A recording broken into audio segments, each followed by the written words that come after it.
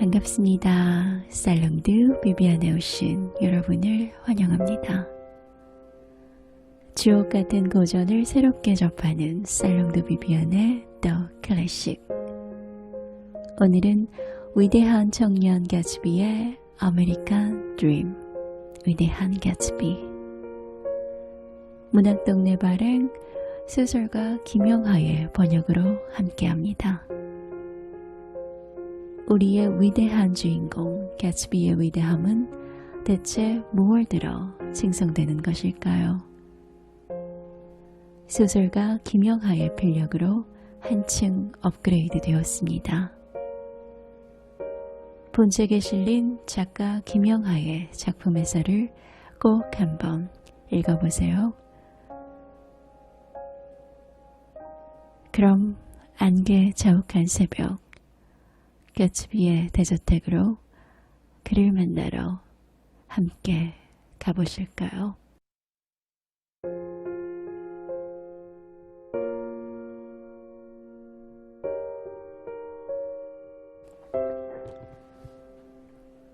밤새도록 잠을 이룰 수가 없었다. 해협의 안개경보는 밤새 울부짖었고 나는 비몽사몽간의 끔찍한 현실과 섬뜩하고 무시무시한 꿈들 사이를 헤맸다. 새벽녘이 가까워지면서 가츠비네 집 쪽으로 택시가 올라오는 소리를 듣고 침대에서 벌떡 일어나 옷을 주워 입었다. 그에게 해줄 말, 미리 경고해줄 말이 있다는 생각이 들었던 것이다. 아침이면 너무 늦을 것이다.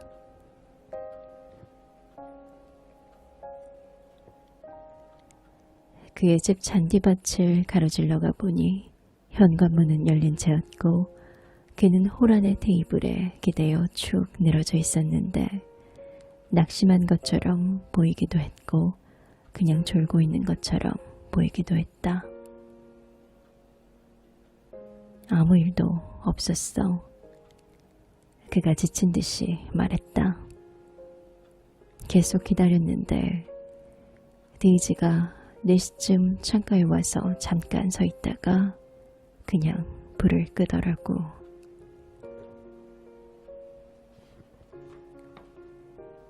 담배를 찾아 큰 방들을 샅샅이 뒤지고 다닌 그날 밤처럼 그의 집이 엄청나게 커 보인 적은 일찍이 없었다. 대형 천막 같은 커튼들을 젖히고 전등 스위치를 찾아 가늠하기 어려울 정도로 높고 어두운 벽들을 더듬었다. 한 번은 내가 무엇인가 걸려 유령 같은 피아노 건반 위로 쾅 하고 넘어지기도 했다. 사방이 이해하기 어려울 정도로 먼지투성이었고 오래도록 환기를 하지 않은 듯 방에서는 곰팡내가 풍겼다. 마침내 처음 보는 테이블 위에서 담뱃갑 하나를 발견했는데 말라비틀어진 담배 2개비가 들어있었다. 우리는 응접실의 프랑스식 창문을 열어 젖히고 어둠 속으로 담배 연기를 내뿜었다.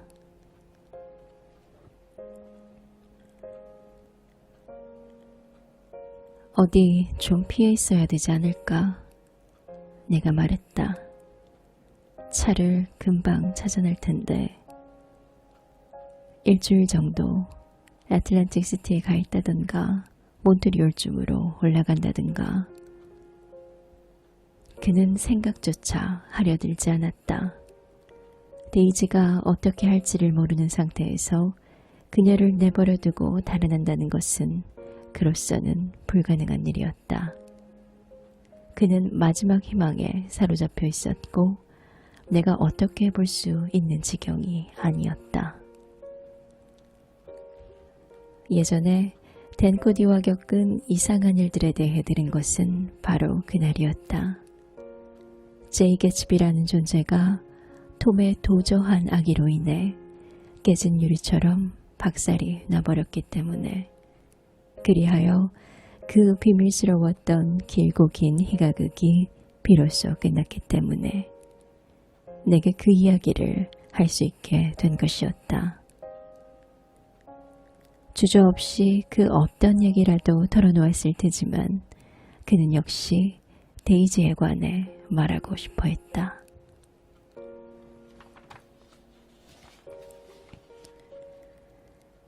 그녀는 그가 처음 만난 상류층 여자였다. 그는 자기 나름의 수단으로 그런 부류의 여자들을 꽤나 겪어왔지만 늘 거리감을 느끼곤 했다. 그러나 데이지에게는 완전히 빠져버렸다. 처음에는 테일러 기즈의 장교들과 함께 그녀의 집으로 갔지만 그 다음부터는 혼자 갔다. 놀라운 경험이었다.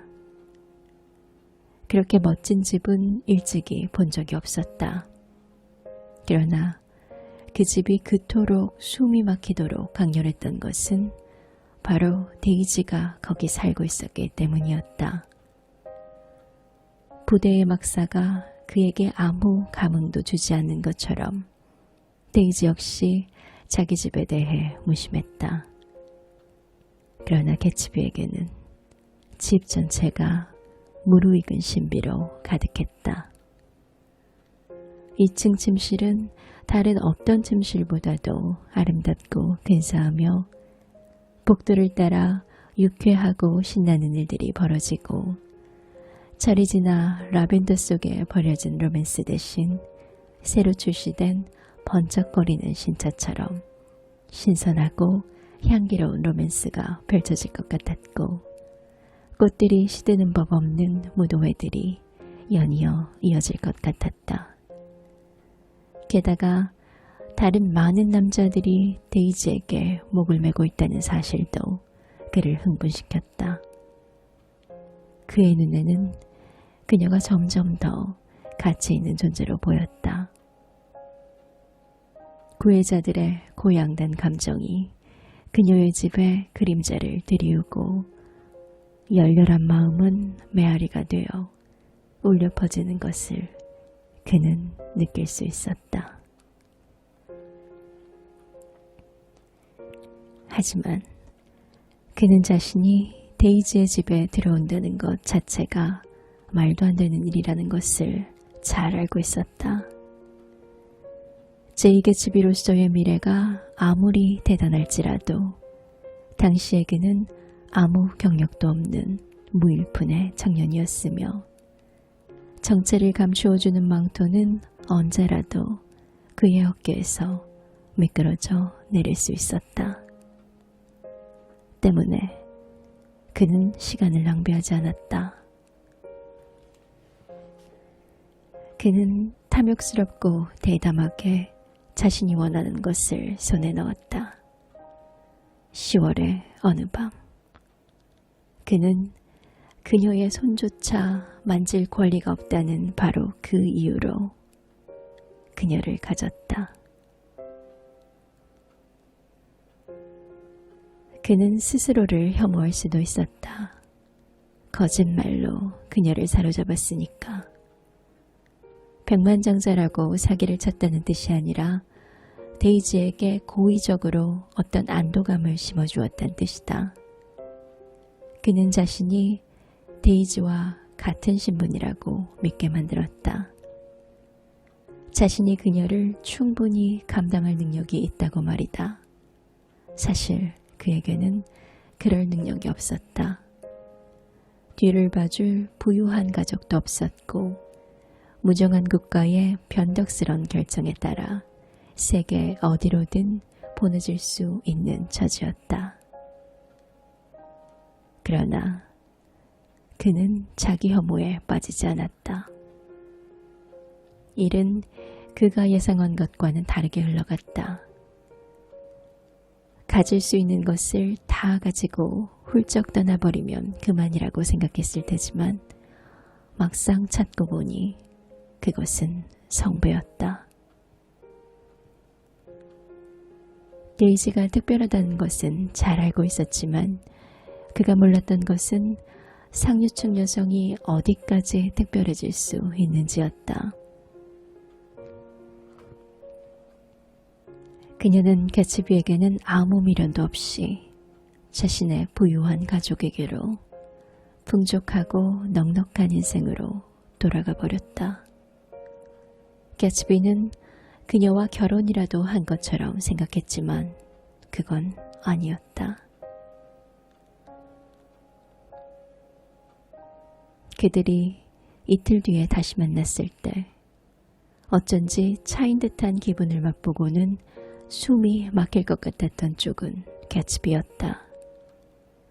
그녀의 집 현관은 돈을 주고 산 별빛 같은 사치품들로 눈이 부셨다. 그녀가 그에게로 몸을 들리고 그가 그녀의 사랑스럽고 귀여운 입술에 키스할 때 긴 고리버들 의자의 삐걱거림조차 근사하게 들렸다. 감기에 걸린 그녀의 목소리는 전에 없이 허스키하고 매력적이었다.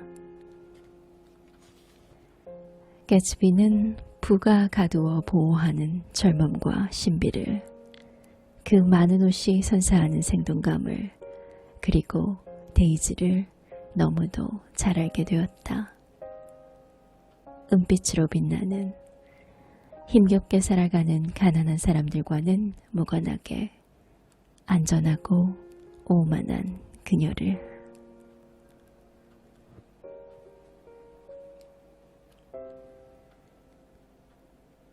내가 그녀를 사랑하고 있다는 걸 깨닫고 얼마나 놀랐는지 말로 표현할 수가 없어. 차라리 나를 차버렸으면 하고 바랐을 정도니까. 하지만 그녀는 그러지 않았어. 그녀 역시 나를 사랑하고 있었기 때문이지. 그녀는 자기가 모르는 세계를 잘 아는 나를 아주 해박한 사람으로 생각했어. 어쨌든 내 야망은 어느새 까맣게 있고 매 순간 점점 더 깊숙이 그녀에게 빠져들었어. 갑자기 다른 모든 일에 신경을 쓰지 않게 된 거야.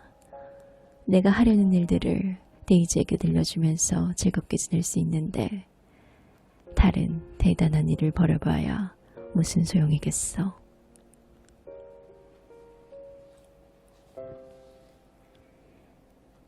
해외로 떠나기 전날 오후 그는 데이지를 품에 안고 오랫동안 말없이 앉아 있었다.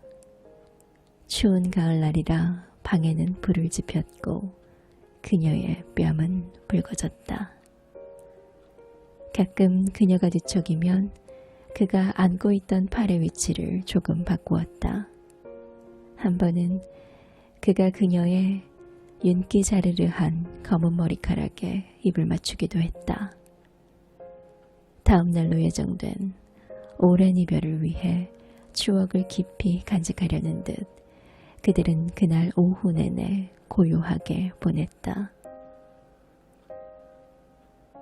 그들이 서로 사랑했던 한 달 중에서 그녀의 입술이 그의 코트 견장에 말없이 살짝 닿았을 때와 그가 그녀의 손가락 끝을 마치 깊은 잠에 빠져든 사람에게 하듯 부드럽게 만졌을 때보다 더욱 가까웠던 적이나 서로 더 깊이 마음이 통한 적은 일찍이 없었다.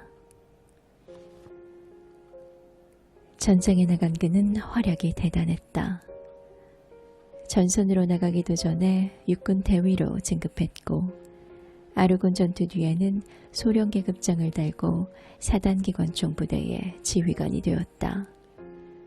휴전 조약이 성사되자마자 미친 듯이 미국으로 돌아가려 했지만 모종의 행정착오 혹은 오해로 인해 옥스포드로 가게 되었다. 데이지가 보내오는 편지에서 감지되는 초조한 낙담의 흔적에 그는 안절부절 못했다. 그녀는 그가 돌아올 수 없는 이유를 이해하기 어려웠다. 그녀는 주변의 압력을 느끼고 있었다. 그를 만나 바로 옆에서 그의 존재를 느끼고 자신이 잘하고 있다는 확신을 얻고 싶어 했던 것이다.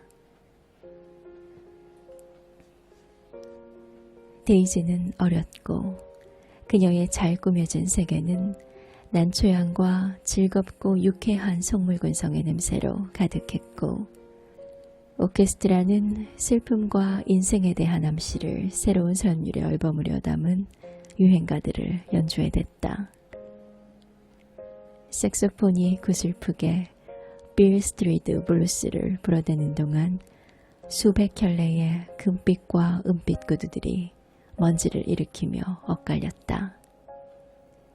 어스름 무렵의 티타임이면 방들은 언제나 이런 은근하고 달콤한 열기로 흥천거렸고 플로어 주변에는 슬픈 트럼펫 소리에 불려 날아가는 장미꽃잎처럼 새로운 얼굴들이 돌아다니고 있었다. 황혼 무렵이면 펼쳐지는 이런 세상을 통해 데이지는 다시 사교계의 모습을 드러냈다. 갑자기 그녀는 다시 하루에 5명의 남자들과 6번의 데이트를 계속하는 생활로 돌아왔으며 새벽이 되면 침대 옆바닥에서 구슬과 시폰이 달린 구겨진 이브닝 드레스를 입은 채 시들어가는 난초 사이에서 졸고 있었다. 그녀의 마음 한구석에선 언제나 어떤 결단을 요구하는 목소리가 소리치고 있었다. 그녀는 자기 인생이 당장 그럴듯한 모습으로 자기 앞에 나타났으면 하고 바랐다. 결정은 자신이 아닌 다른 무언가가 내려주어야 했다. 사랑, 돈, 혹은 재고의 여지가 없는 현실 같은 것들이 바로 그것이었고 그것들은 모두 손만 뻗으면 닿는 곳에 있어야 했다. 그 다른 무언가는 봄이 한창인 어느 날 톰 뷰캐넌의 등장으로 현실화되었다. 그의 자질과 신분에는 묵직한 무게감이 있었고 데이지는 우쭐한 기분이 들었다. 분명히 약간의 갈등과 또 약간의 안도가 교차했을 것이다. 그래서 여전히 옥스퍼드에 붙잡혀 있던 개츠비는 한 통의 편지를 받게 되었다. 어느새 롱아일랜드의 새벽이 밝아왔다. 우리는 돌아다니면서 아래층의 나머지 창문들을 모두 열어 실내를 뿌연 금빛 햇살로 가득 채웠다. 나무 그림자가 이슬 위로 떨어졌고 조용하던 새들이 푸른 나뭇잎 사이에서 지저귀기 시작했다. 바람이 거의 불지 않는 가운데 상쾌한 공기가 천천히 순환하면서 신선하고 기분 좋은 날을 예고하고 있었다. 데이지가 그 친구를 사랑했을 리가 없어. 개츠비가 창 쪽으로 몸을 빙 돌리며 대들듯이 말했다. 알지? 데이지가 어제 얼마나 흥분했었는지. 겁을 주면서 막 다그쳤잖아. 그러면서 나를 무슨 사기꾼으로 만들었지. 그러다 보니 데이지도 자기가 무슨 말을 하는지도 모르게 된 거야. 그는 침울한 표정으로 자리에 앉았다. 물론 신혼 때야 아주 잠깐 그 친구를 사랑했을 수도 있을 거야. 하지만 그때조차도 마음은 내 쪽으로 더 기울어 있었다고. 알겠어? 문득 그가 이상한 말을 했다. 하지만 어차피 그가 말을 이었다. 개인적인 문제지. 도대체 무슨 말일까? 끝내 진위를 가릴 수 없는 문제에 너무 골몰한 나머지 튀어나온 말이었을까? 그가 프랑스에서 돌아왔을 때 톰과 데이지는 아직 신혼여행 중이었다. 군대에서 받은 마지막 봉급으로 그는 루이빌로 향했다. 비참한 기분이었지만 그러지 않고는 견딜 수가 없었다. 일주일을 머물며 그 11월의 밤에 그들이 걸었던 길을 다시 걸었고 그녀의 흰 차로 함께 달려갔던 비밀의 장소들을 다시 가보았다. 데이지의 집이 그에게는 그 어떤 집보다 신비롭고 유쾌해 보인 것처럼 그 도시 역시 비록 그녀는 갈고 없었지만 우수에 찬 매혹으로 가득 차 보였다. 좀 더 열심히 찾았더라면 어쩌면 그녀와 마주쳤을지도 모른다고 생각하며 그는 루이비를 떠났다. 예컨대 그녀를 뒤에 남겨두고 간 듯 느꼈던 것이다. 이제 그의 수중에는 한 푼도 없었고 일반실 객차는 더웠다. 그는 객차 통로로 나가 접는 의자에 앉았다. 여기 미끄러지며 뒤로 물러나고 낯선 건물들의 뒷모습이 스쳐 지나갔다. 봄 들판으로 나서자 노란 전차가 잠시 경주라도 하듯 나란히 달렸다. 저 전차의 단위들은 언젠가 우연히 거리에서 그녀의 창백한 얼굴이 뿜어내는 놀라운 매력과 조우했을지도 모른다.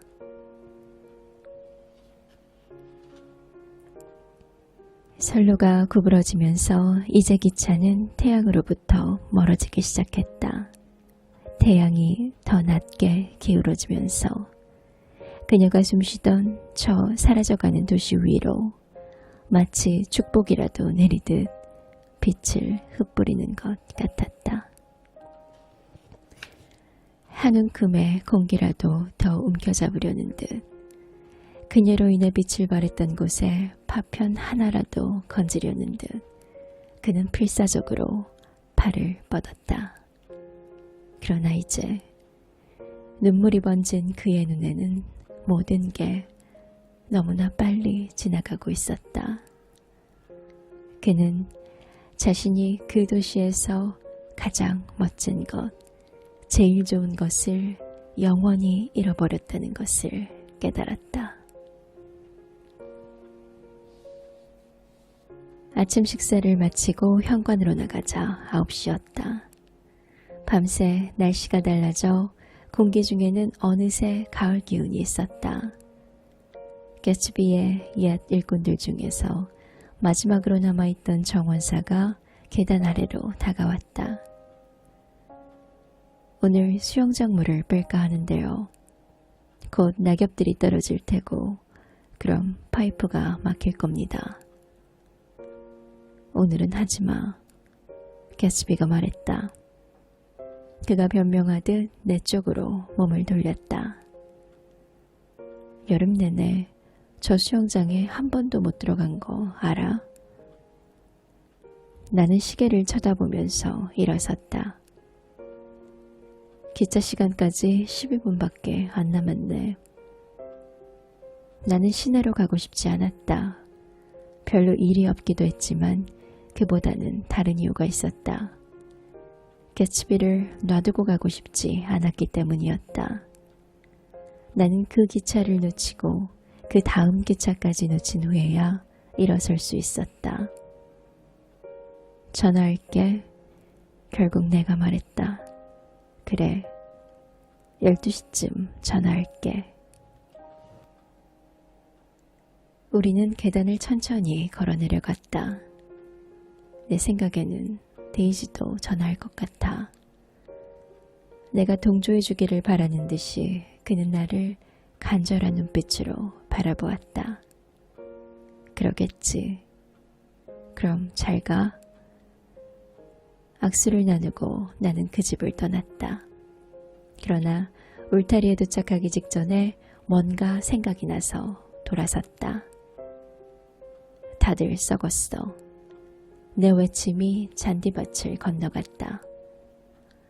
너는 그 빌어먹을 인간들 다 합친 것보다 더 가치 있는 인간이야. 그렇게 말했던 것이 지금도 기쁘다.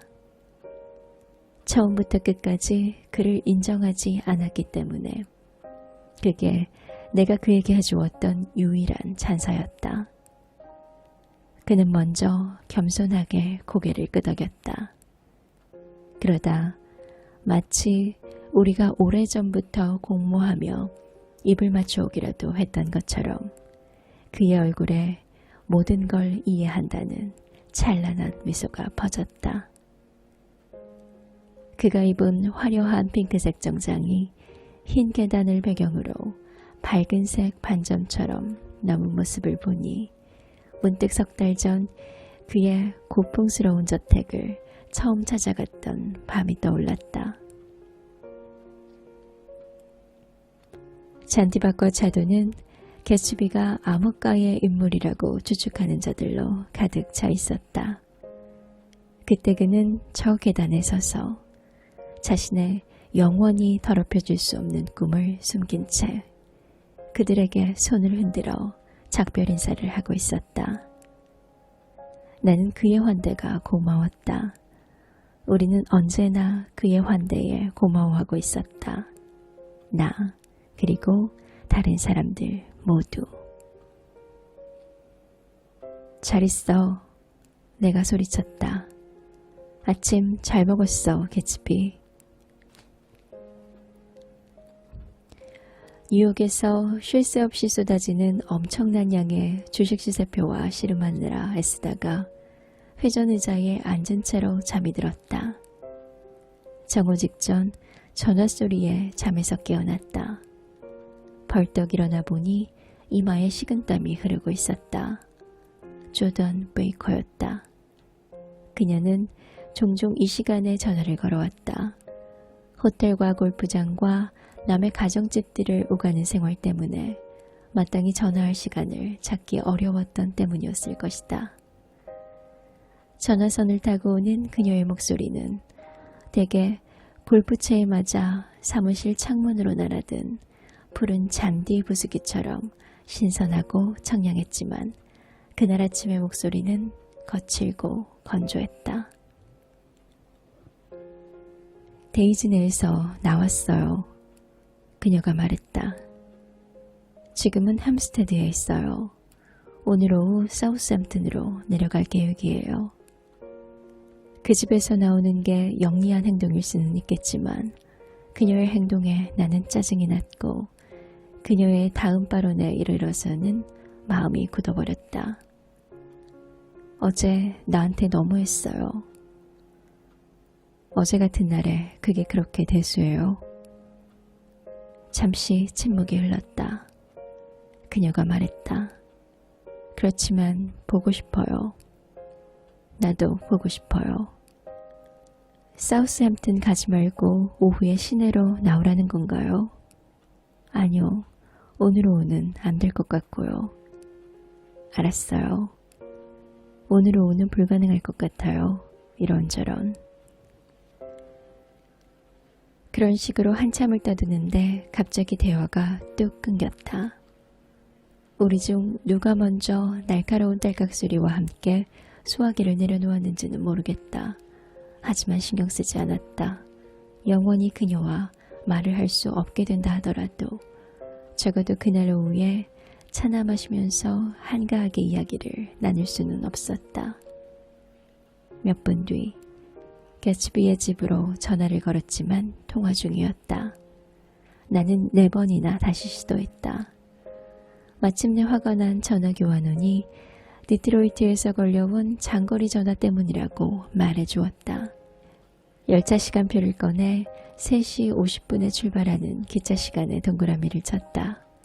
그리고는 의자에 몸을 파묻고 이런저런 생각을 해보았다. 그때가 바로 정오였다.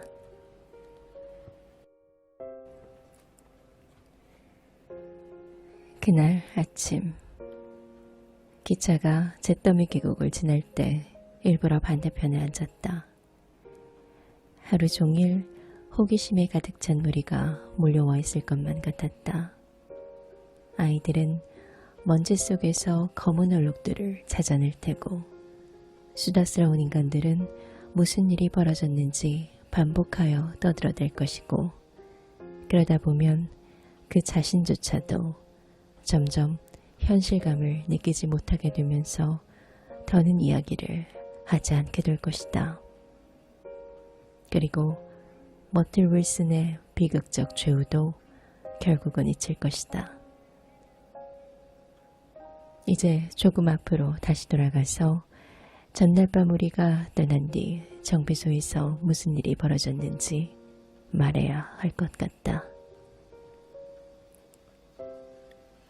경찰은 여동생 캐서린의 소재를 알아내는데 어려움을 겪었다.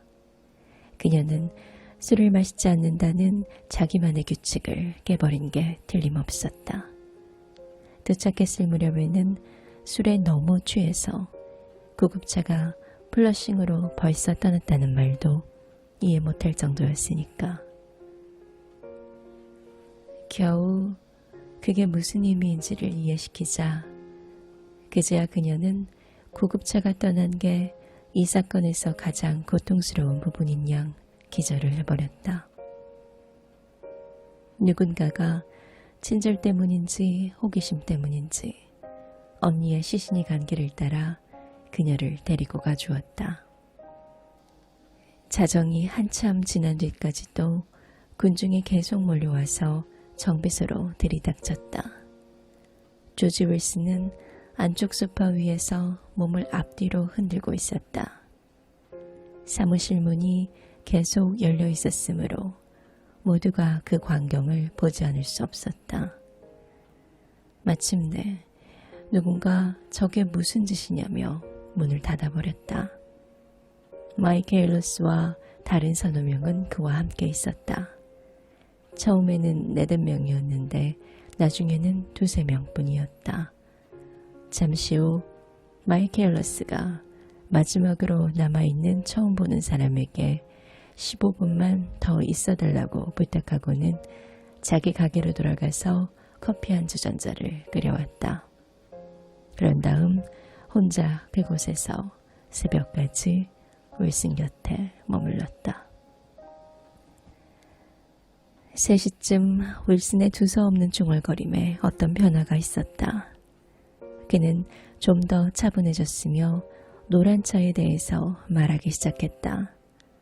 노란 차가 누군 차인지 알아낼 방법이 있다고 단언한 후 2달 전 자기 아내가 얼굴에 멍이 들고 콧등이 부은 채로 시내에서 돌아온 일이 있었다고 불쑥 말했다. 하지만 자기가 무슨 말을 하고 있는지 깨닫자 주춤하고는 신음소리를 내며 아, 어떻게 이런 일이 라고 소리치기 시작했다. 마이크 에일러스가 그의 생각을 다른 데로 돌리려고 엉뚱한 시도를 했다. 주지, 결혼한 지 얼마나 됐어요? 자, 저기 잠시 앉아서 내가 묻는 말에 대답을 해봐요. 결혼한 지 얼마나 됐어요? 12년. 아이들은요? 자, 주지, 가만히 있어 보라니까요. 내가 묻잖아요. 애들은 없어요?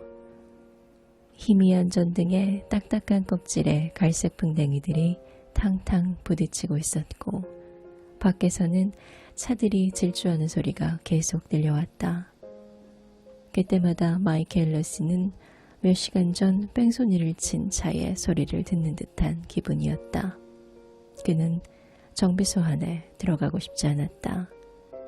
시체를 놓아두었던 작업대에 얼룩이 남아있었기 때문이다. 그래서 사무실 주위를 편치 않은 마음으로 서성거렸고 아침이 되기도 전에 사무실 안에 무슨 물건이 있는지 다 알게 되었다. 그러면서 이따금 윌슨을 진정시키려고 애썼다. 주지, 혹시 교회 다녀요? 오랫동안 가본 적이 없더라도 말이에요. 내가 교회에 전화해서 목사님 좀 오시라고 할 수도 있어요. 같이 이야기 나누면 좋을 것 같은데 어때요? 아무데도 안 다녀. 이런 때를 위해서라도 교회 다니셔야죠. 교회에 한 번은 갔을 거잖아요. 교회에서 결혼했을 거 아니에요? 주지, 내 말 들어보세요. 교회에서 결혼 안 했어요? 그건 아주 오래전 일인데. 대답하느라 몸을 앞뒤로 흔드는 리듬이 깨졌다. 잠시 그는 말이 없었다. 그런 다음 뭘 꿰뚫어보는 것 같기도 하면서 또 한편으로는 그냥 놀란 것처럼 보이기도 하는 애매한 눈으로 다시 돌아왔다. 거기 서랍 좀 열어봐. 그가 책상을 가리키며 말했다. 어떤 서랍이요? 거기 그 서랍, 그거. 마이켈루스가 가장 가까운 서랍을 열었다. 그 안에는 은장식에 달려있는 조그맣고 값비싼 가죽 개줄뿐이었다. 거의 새 것이었다. 이거요? 그가 개줄을 들어 올리며 물었다. 윌슨이 응시하더니 고개를 끄덕였다. 어제 오후에 찾아낸 거야. 마누라가 뭐라 얘기하려고 하던데 그게 뭔가 수상적인 거라는 것쯤은 나도 알아. 부인이 이걸 샀다는 뜻이에요? 마누라가 화장지로 싸서 화장대 위에 놔뒀더군. 마이켈러스는 도대체 뭐가 수상졌다는 건지 알 수 없었다. 그는 윌슨에게 그의 아내가 개주를 살 만한 이유를 10여 개나 제시했다. 그러나 윌슨은 이미 아내로부터 똑같은 해명을 들은 적이 있는 것 같았다. 그가 어떻게 이런 일이를 다시 중얼거리기 시작했다. 위로하던 이의 몇 가지 해명도 허공 속으로 사라졌다. 그래서 그놈이 마누라를 죽인 거야. 윌슨이 말했다. 그의 입이 갑자기 벌어졌다. 누구요? 찾아낼 방법이 있어. 무서워요, 주지. 마이켈러스가 말했다. 오늘 너무 경황이 없어서 지금 되는 말 안 되는 말 다 하고 계시는데 아침까지는 좀 쉬세요. 그놈이 살해한 거야. 사고였어요. 윌슨은 고개를 저었다. 눈을 가늘게 뜨고 입을 약간 벌린 채로 아주 큰 소리로 하고 귀신 같은 소리를 냈다. 나는 알아. 그가 단언했다. 나는 사람 말을 웬만하면 믿는 사람이고 지금까지 누구에게도 피해 끼친 적 없어. 그치만 내가 뭘 안다고 말하면 진짜 아는 거야. 차 안에 있던 놈이야. 마누라는 그놈한테 무슨 말을 하려고 달려간 건데 그 자식이 그대로 깔아뭉갠 거지. 마이크 앨러스도 그걸 목격하긴 했지만 거기에 무슨 특별한 의도가 있다는 생각은 들지 않았었다. 그의 아내는 차를 세우려 달아났다기보다는 자기 남편에게서 달아나고 있었던 것으로 보였다. 아니, 부인이 왜 그러셨겠어요? 앙큼한 년. 그게 마치 대답이라도 되는 것처럼 윌슨이 말했다. 그가 다시 몸을 흔들기 시작했고 마이켈러스는 손으로 개줄을 꼬면서 서 있었다. 어디 전화 걸어드릴 친구 없어요? 헛된 발음이었다. 윌슨에게 친구가 없다는 것은 그도 잘 알고 있었다. 아내 하나 감당하기에도 벅찼으니까. 그는 창문에 푸른기가 돌고 방 분위기가 달라지면서 새벽이 멀지 않았다는 것을 알게 되자 기뻐했다. 5시쯤 밖이 충분히 환해지자 그는 불을 꺼버렸다. 윌슨의 음울한 시선이 바깥의 잿더미 계곡 쪽으로 향했다. 작은 잿빛 구름들이 환상적인 모양으로 새벽 미풍에 이리저리 움직이고 있었다. 내가 마누라한테 말했지. 오랜 침묵을 깨고 그가 중얼거렸다. 나는 속일 수 있을지 몰라도 하나님은 못 속인다고. 마누라를 창가로 데리고 갔어. 그가 겨우 일어나 뒤쪽 창가로 다가가서는 얼굴을 창에 갖다 댔다. 그리고 내가 말했지. 주님은 네가 저지른 일 모두를 알고 계셔. 네가 나를 속일 수 있을지는 몰라도 그분을 속일 수는 없어. 뒤에 서 있던 마이크 에일러스는 그가 TJ 에클버그 박사의 두 눈을 응시하고 있다는 것을 깨닫고 깜짝 놀랐다.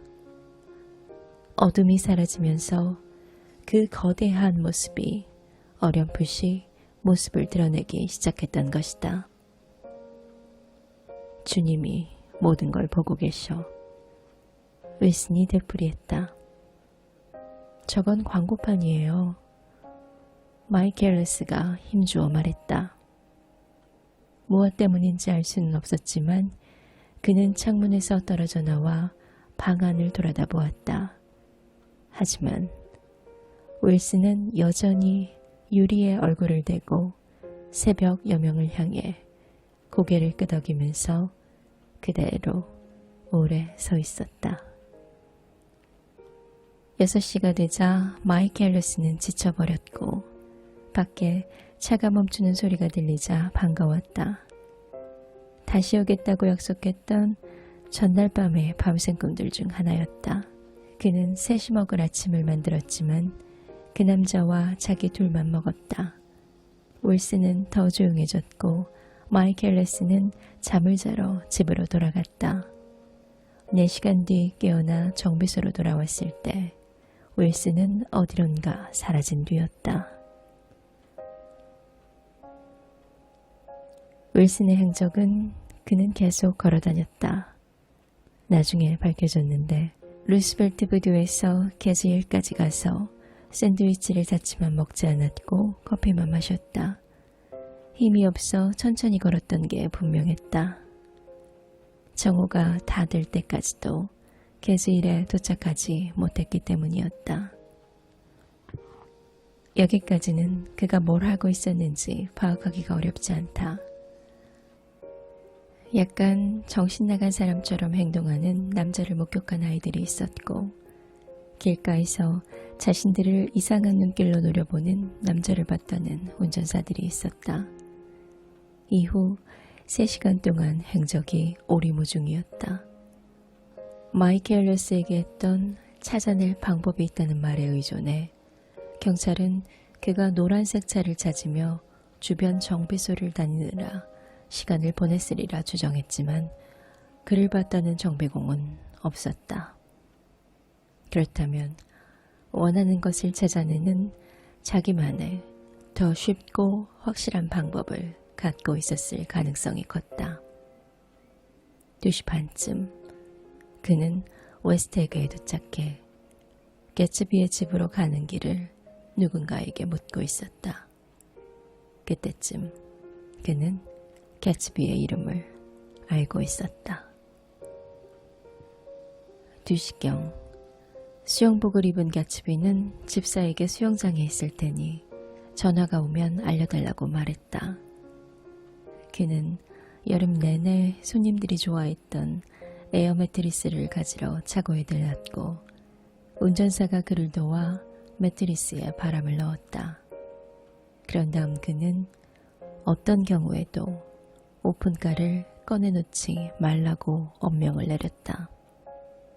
운전사가 생각하기로는 이상한 짓이었다. 오른쪽 전면 팬더는 수리가 필요한 상태였기 때문이었다. 개츠비는 매트리스를 어깨에 메고 수영장으로 향했다. 한번 멈춰서서 매트리스를 고쳐맸다. 운전사가 도와드리겠다고 했지만 그는 고개를 젓고는 노랗게 물들어가는 나무들 사이로 모습을 감추었다. 전화는 한 통도 오지 않았다. 그래도 집사는 졸지 않고 4시까지 기다렸다. 이미 받을 사람이 이 세상에 존재하지 않게 된 시간까지 나는 개츠비 자신도 전화가 정말 올 거라고 믿지는 않았을 거라고 생각한다. 아마도 별 상관없을 거라고 생각했을 것이다. 만약 정말 그랬다면 그는 자신이 오래간 지켜온 안온한 세계가 이미 끝나버렸고 단 하나의 꿈을 갖고 너무 오랫동안 살아왔던 것에 대해 비싼 대가를 치렀음을 이미 알고 있었다는 것을 의미한다. 그는 무시무시한 이파리들 사이로 생경한 하늘을 올려다보며 장미 한 송이조차 얼마나 그로데스크하게 보일 수 있는지, 사람 손이 거의 닿지 않는 불바디로 떨어지는 햇빛이 얼마나 날 것일 수 있는지를 발견하고는 몸을 떨었을 것이 틀림없다. 새로운 세상, 현실적이라기보다는 물질적인 이런 세상에서 가련한 홀령들은 마치 숨을 쉬듯 꿈을 들이마시면서 우연을 가장하여 주위를 맴도는 법이다. 희끄무레한 나무들 사이를 지나 소리 없이 그에게 다가오는 저 잿빛의 기묘한 형상처럼. 운전사가 울부신 패거리 중 하나였다. 총소리를 들었다. 후에 그는 그 소리를 별로 대수롭게 생각하지 않았다고 말했을 뿐이다. 나는 역에서 곧장 캐츠비의 집으로 차를 몰았다. 걱정스러운 얼굴로 현관 계단을 달려 올라오는 나를 보고야 모두가 놀랐다. 하지만 그때 이미 거기 있던 모두가 뭔가 알고 있었다고 나는 확신한다. 한마디 말도 없이 운전사, 집사, 정원사와 나 그렇게 넷이 수영장으로 달려내려갔다. 한쪽 끝에서 흘러나오는 신선한 물이 다른 쪽 끝에 있는 배수구를 통해 빠져나갔기 때문에 물은 눈에 띄지 않을 정도로 희미하게 흐르고 있었다.